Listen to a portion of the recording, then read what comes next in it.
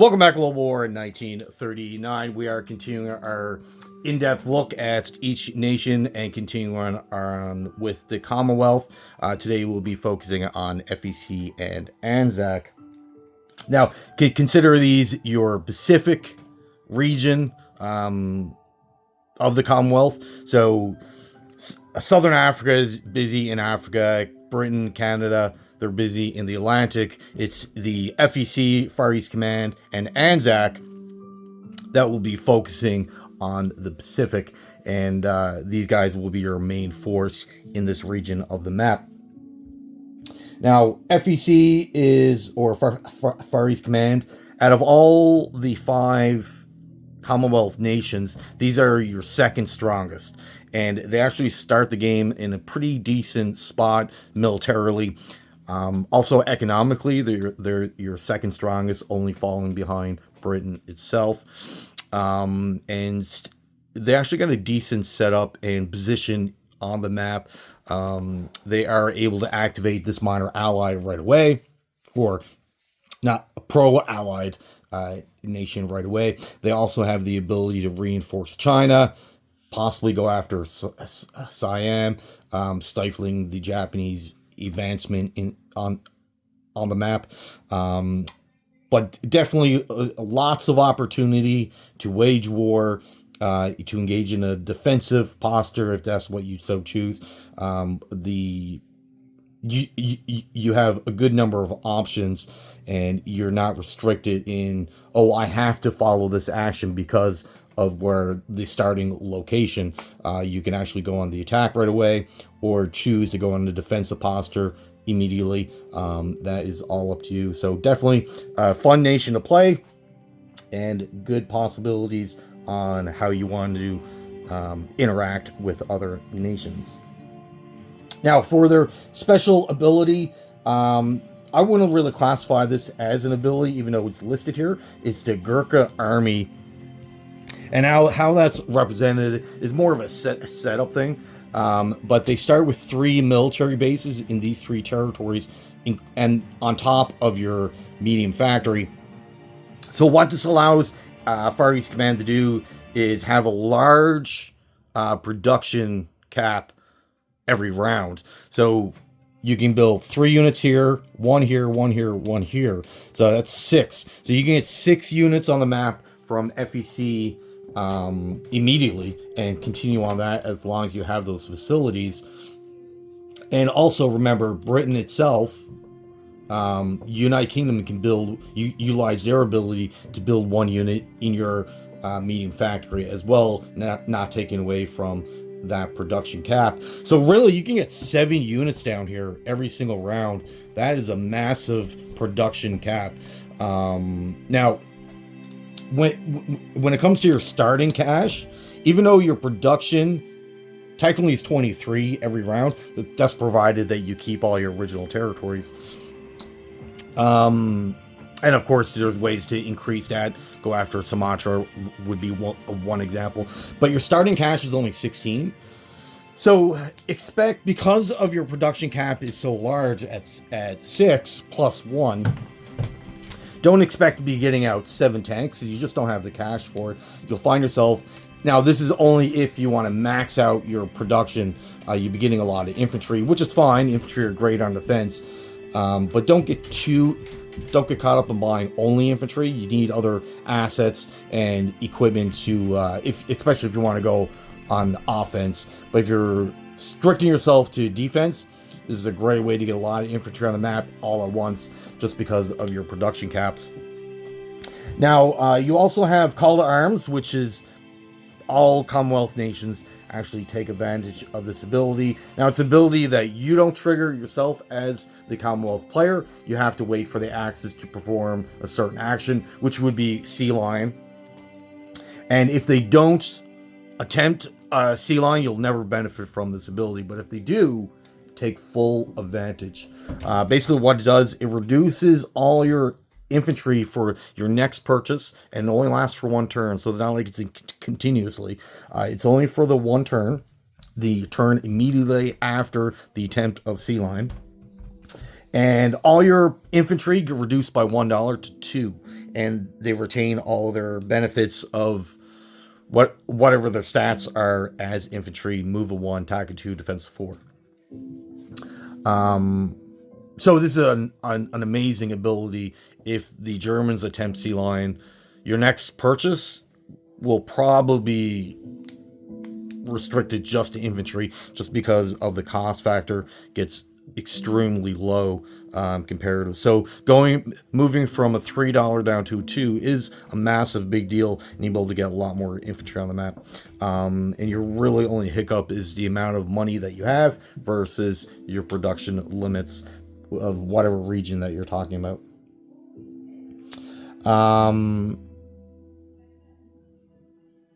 Yeah, so, and then from here, your national objectives, speaking about money, the FEC actually has 2. There's ways for them to get extra income on top of their production printed on the map. So you do get a +2 when at war with Japan. So you need to be at war with the Japanese to actually benefit from this ability. And it's the naval transports. So again, they benefit from this ability too. So we talked about it on our last video. Get those naval transports up to 8. There's no reason that you cannot have 8 transports as the Commonwealth on the map at any given turn, starting on turn 1. And if I'm playing Commonwealth, I'm ensuring that I have 8 transports on the map for the entirety of the game. Doesn't matter how long the game lasts for. There's 8 transports on the map. And FEC will get a +2. Canada gets an increase.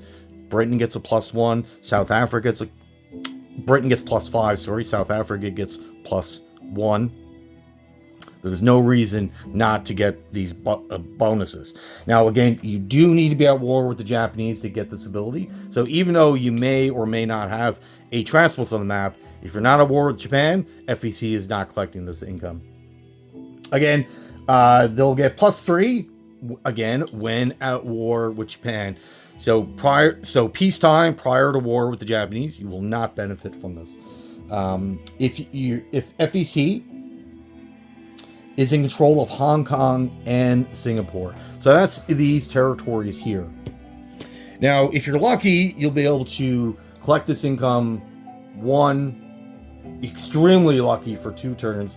But now, if I'm the Japanese player, these are 2 targets that I'm eyeing right away. As soon as I go to war with the Commonwealth, I'm taking these territories, and there's very little that Britain can do to reinforce Hong Kong. Singapore, they do have a number of infantry. There's fortification there, so you do have some defenses. But there's ways around that as well. So expect both of these to fall right away. But if you're able to maintain both of those objectives, you'll get a +5. But the +3, don't expect to hold very long. If you're extremely lucky, you'll get 2 turns out of it. But don't bank on that. Maybe 1 turn. I wouldn't really bank on that neither.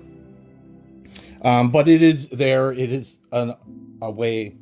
It is a way for you to get extra income. So you need to hold. It's not both you need to maintain. It's just one or the other. So once the Japanese come into Hong Kong and Singapore, you'll do a lot of fighting here. And eventually at some point in the game, if you're pushing the Japanese back, you'll be able to liberate Singapore. And at that point, you'll get the +3. But definitely the +2, the transports. There's no reason why you wouldn't collect that at all. Which will give you an extra few dollars to wage war. Now, when it comes to their next, we kind of skip this. It's not really a positive ability. It's kind of a damper slightly. But the medium factory that you start the game in Calcutta. Now, even though the production of this territory is enough to maintain a major factory, FEC is prevented from building a major factory. So you have to stick to your minor. So you can upgrade it later on in the game, like other factories that you would be able to. Again, based off the production of whatever territory that we're talking about. So you're prevented from doing that. So meaning you can't build capital ships in this region of the map, C-Zone 68. So you can certainly you know, you can build transports, destroyers, whatever you wish. You just can't build capital ships because they need to be built in a major factory. So meaning that if you wanted to reinforce the Indian Ocean, the Pacific with Commonwealth battleships, for example, you'll have to build them up in the Atlantic and then sail them either around Africa or go through the Mediterranean, whatever you see fit. That's how you would reinforce. Now, you do start with a number of battleships in this area, so I really wouldn't worry about that too much. Supplement your fleet, which you get a fleet in the Mediterranean and the Indian Ocean. You'll more likely join those forces together, and then you can supplement with building destroyers, subs, or whatever that you desire. Now, when it comes to the FEC build queue, it's essentially the same as the United Kingdoms, which we went over on our last video. The only real difference, and FEC doesn't have a specialized infantry unit like most other nations do. The biggest difference between the build queues is that FEC don't have access to the commando unit like Britain does. So you can't build that, which is this unit for me, this guy here. But they do have access to airborne. So they do get an airborne unit, which unfortunately doesn't get unlocked till round 7. So there's a bit of a waiting game for that.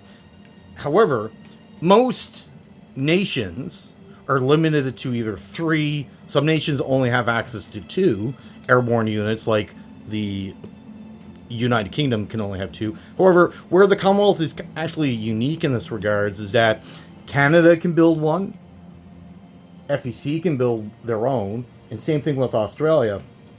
And if you add that with the United Kingdom, so the Commonwealth can actually have 5 airborne units on the map at one time, round 7 onward, because that's when it'll get unlocked for FEC.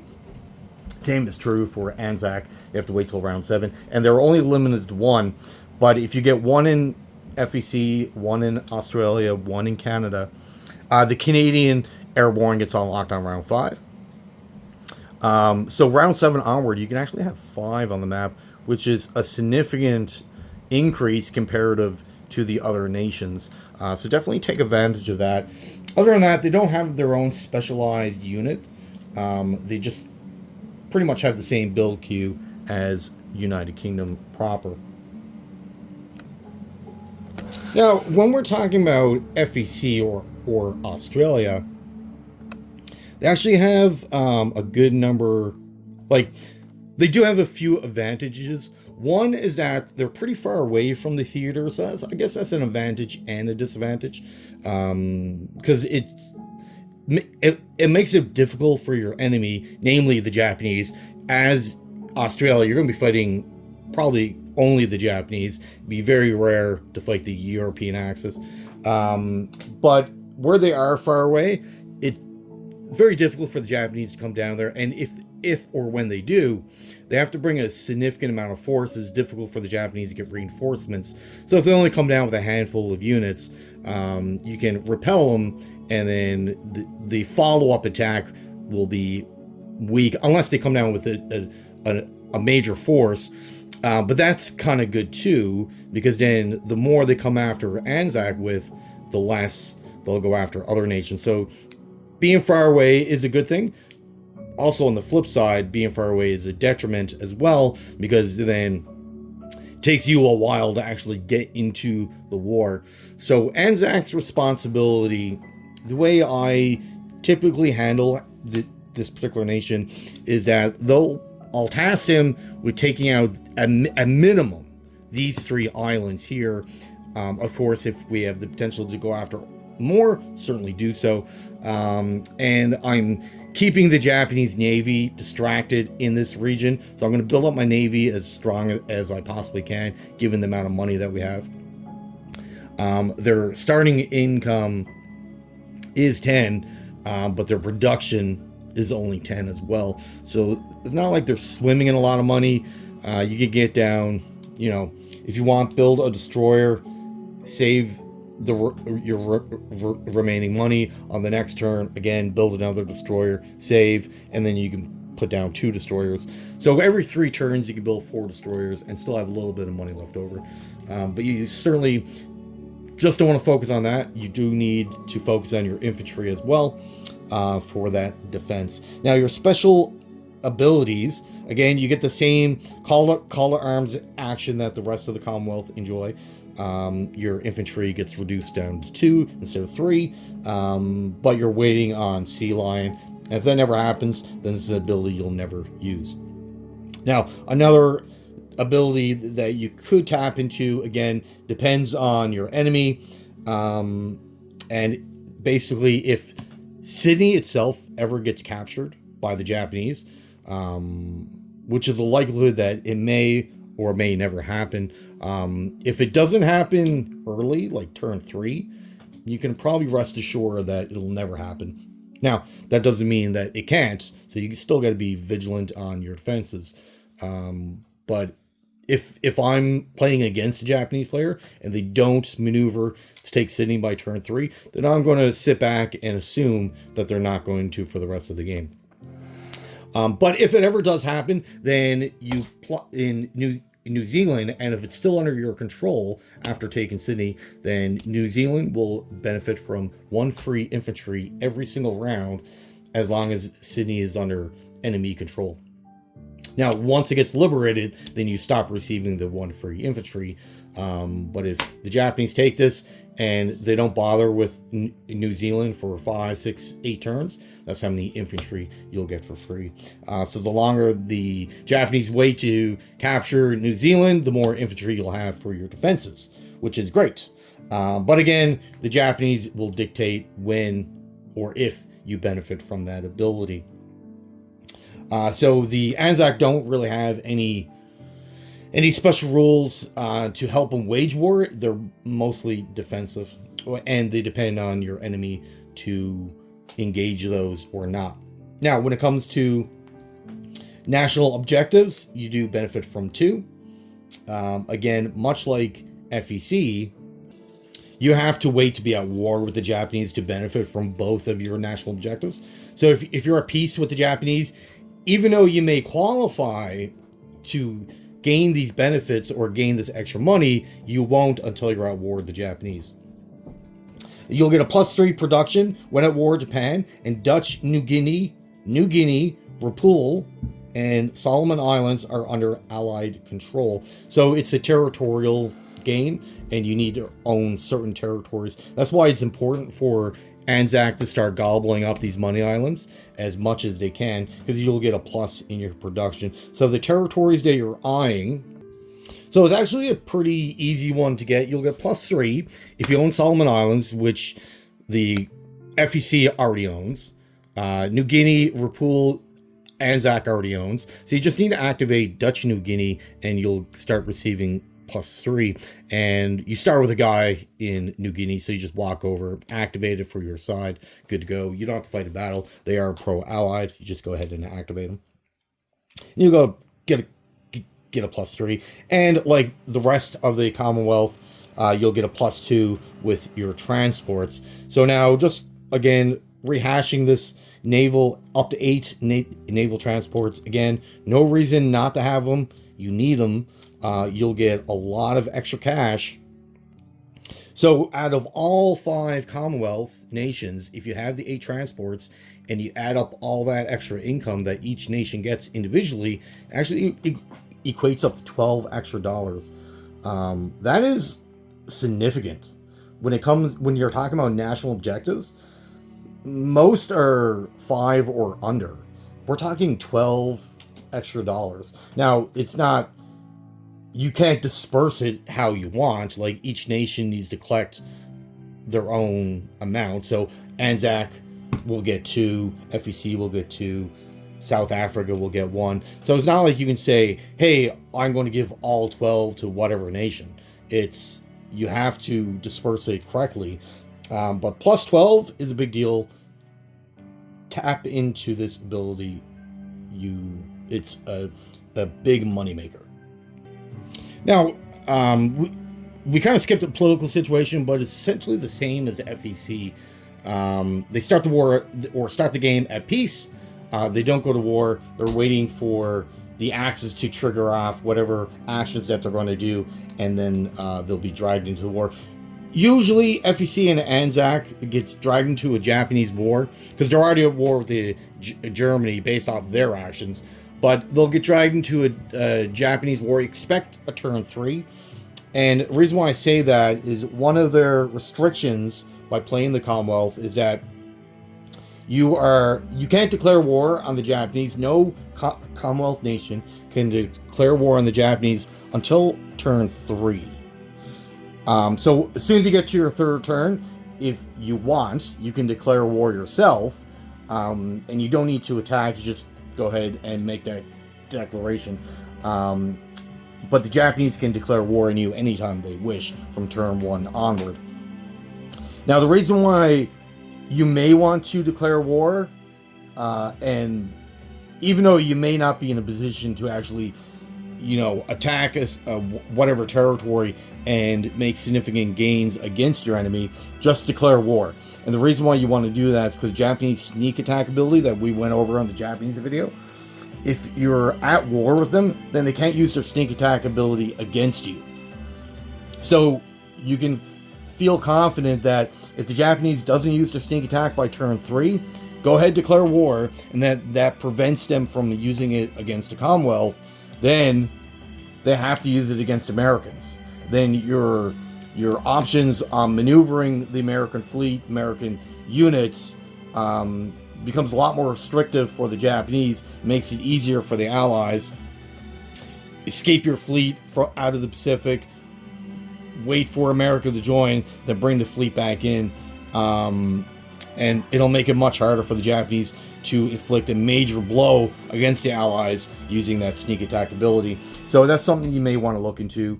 And that puts a clock on the Japanese sneak attack, which is very devastating, by the way.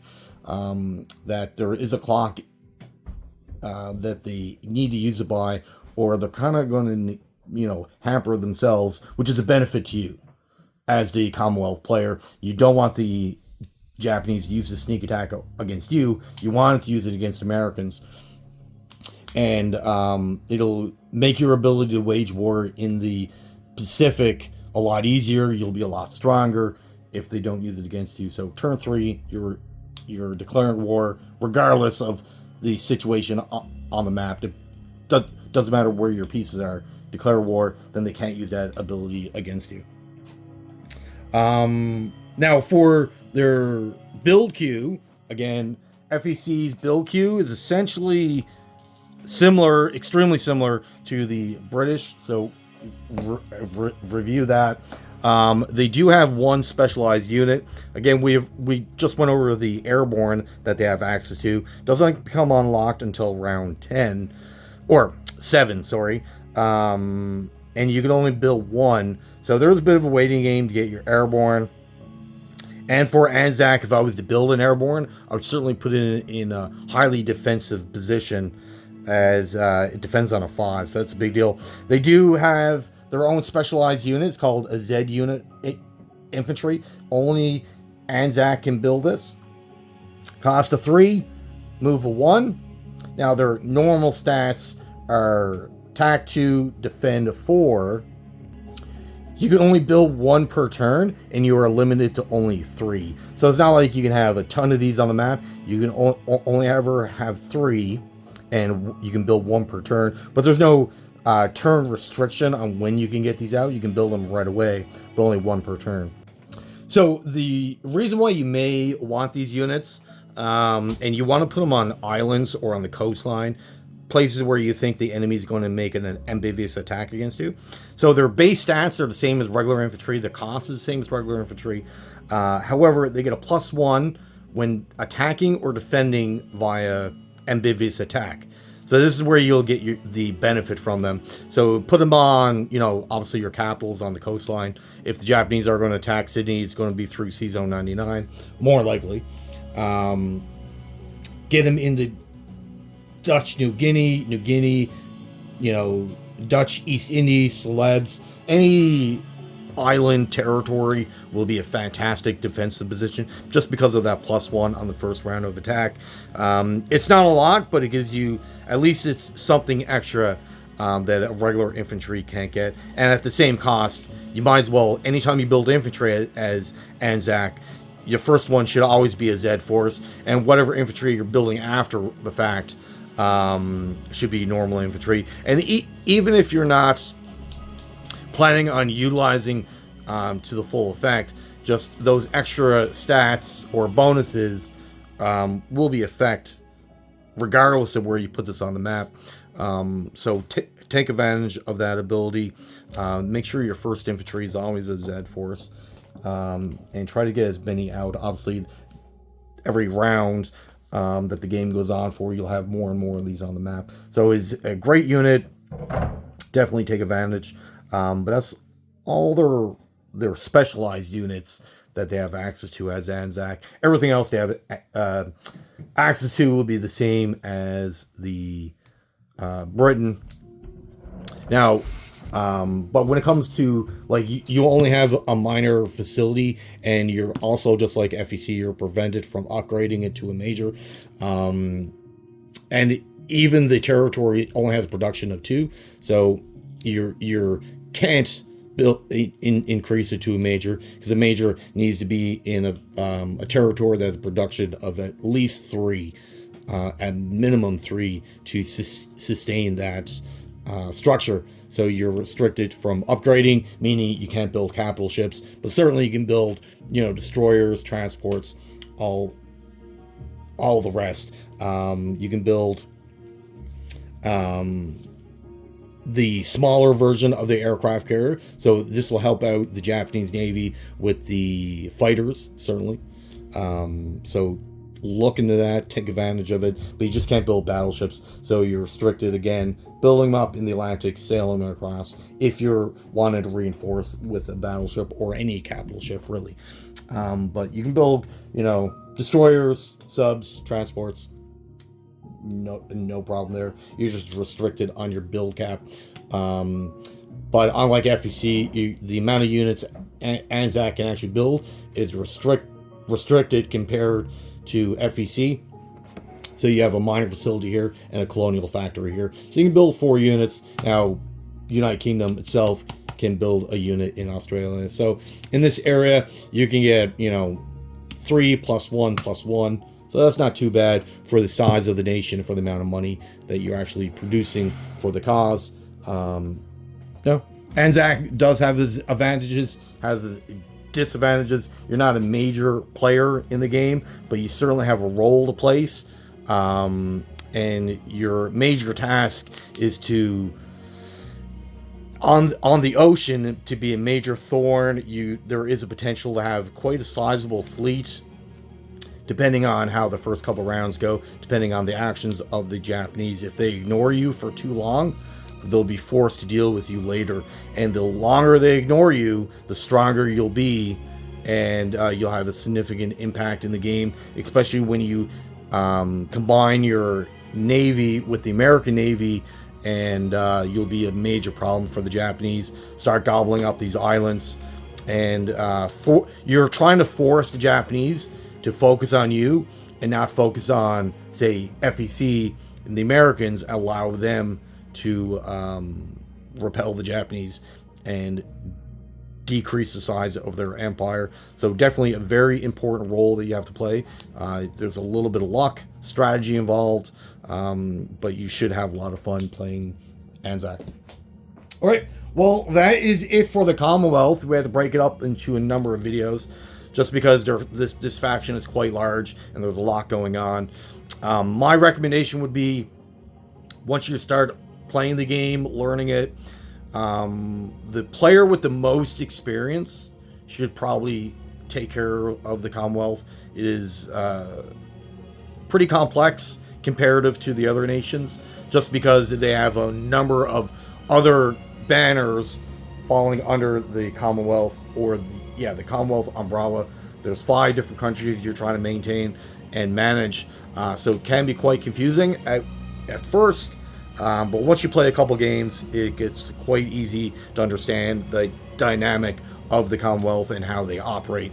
But one, I would say, out of all the allied nations, even though America may be economically the strongest, but the Commonwealth is the most important or allied nation, and if you don't take full advantage of their abilities, their starting locations, you'll find yourself the allies in a lot of trouble early on, and it's difficult to re-engage momentum if you fall too far behind. So your most experienced players should tackle this particular nation. But that is it for the Commonwealth, and then we'll be moving on to the rest of the allied nations shortly. Well, again, thank you for watching, and have yourself a great day.